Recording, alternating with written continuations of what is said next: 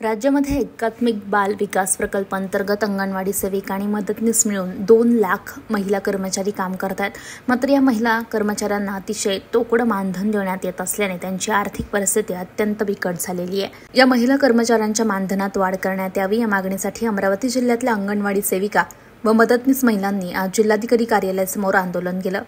अंगणवाडी सेविकांना 25,000 रुपये महिना तर मदतनीस महिलेला 18,000 रुपये मासिक मानधन देण्यात यावं। याशिवाय या महिला कर्मचाऱ्यांना शासकीय कर्मचाऱ्यांचा दर्जा देण्यात यावा अशी मागणी यावेळी आंदोलक महिलांनी केली। यावेळी जोरदार घोषणाबाजी करत सरकारचा निषेध व्यक्त करण्यात आलाय। त्यामुळे मोठा पोलीस बंदोबस्त अमरावती जिल्हाधिकारी कार्यालयावर तैनात करण्यात आला होता। आमचं आंदोलन आहे याच्यासाठी की आमच्या मागे शासनाच्या भरपूर योजनेचे कामं असतात आणि कोणती योजना आली तर ती अंगणवाडी मार्फत राबवल्या जाते आणि आमच्या मागे कामाचा व्याप हा एवढा वाढत असतो का आम्हाला आमचे मुलं शिकून आम्हाला त्या जबाबदाऱ्यासुद्धा पार पाडाव्या लागतात। त्या प्रमाणात आम्हाला मानधन दिल्या जात नाही।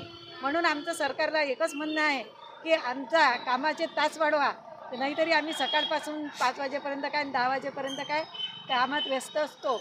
त्याच्यामुळे आम्हाला 8 तासाचं काम द्या, जेव्हा पुढं आम्हाला वेतन श्रेणीची मागणी करता येईल किंवा किमान वेतन आयोगात तरी आम्ही घेतल्या जाऊ। आमच्याकडे ठोस पुरावा म्हणून आम्हाला कोणी म्हणतात की तुम्हाला अर्धवेळच काम आहे, पण आम्हाला ते अर्धवेळ काम नसून आम्हाला ते पूर्णवेळ काम आहे आणि ते पूर्णवेळ काम आमचं कुठंतरी ते लिखित व्हावं। म्हणून आम्ही शासनाला हेच सांगू इच्छितो की आमच्या पूर्णवेळ कामाचा GR काढा आणि आम्हाला न्याय मिळवून द्यावा। ग्रॅज्युटी मिळण्यात यावी, पेन्शन, कारण बऱ्याच सेविका रिटायर झाल्या परंतु त्यांना अजूनही त्यांच्या हक्काचे पैसे मिळाले नाही आणि GR काढला जातो पण तो GR ऑफिसपर्यंत पोहोचत नाही। जिथे आम्ही अल्पशा मानधनावर प्रत्येक अंगणवाडी सेविका आणि मदतनीस ताई काम करत असते आणि जेव्हा ही योजना राबविण्यात आली तेव्हा परित्यक्त्या, विधवा, घटस्फोटित स्त्रिया, निराधार स्त्रिया यांना तिथे याच्यावर घेण्यात आलं, कामावर घेण्यात आलं, परंतु त्यांना घर चालवण्याकरता पैसे आवश्यक आहे परंतु तो मोबदला मिळत नाही।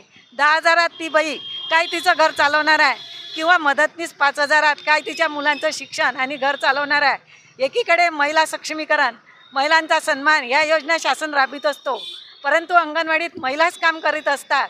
त्या महिलांच्या कामाचा मोबदला त्यांना पाहिजे त्या प्रमाणात मिळत नाही।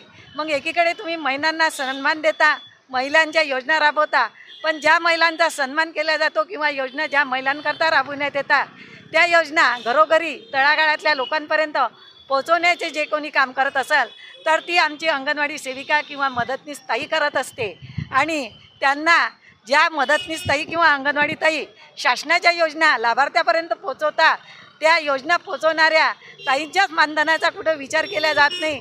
10,000 आज एखाद्या कोणत्या दुकानात किंवा मॉलमध्ये काम करणाऱ्या बाईला पैसे आमच्यापेक्षा जास्त मिळतात परंतु आम्हाला पाहिजे त्या प्रमाणात कामाचा मोबदला मिळत नाही।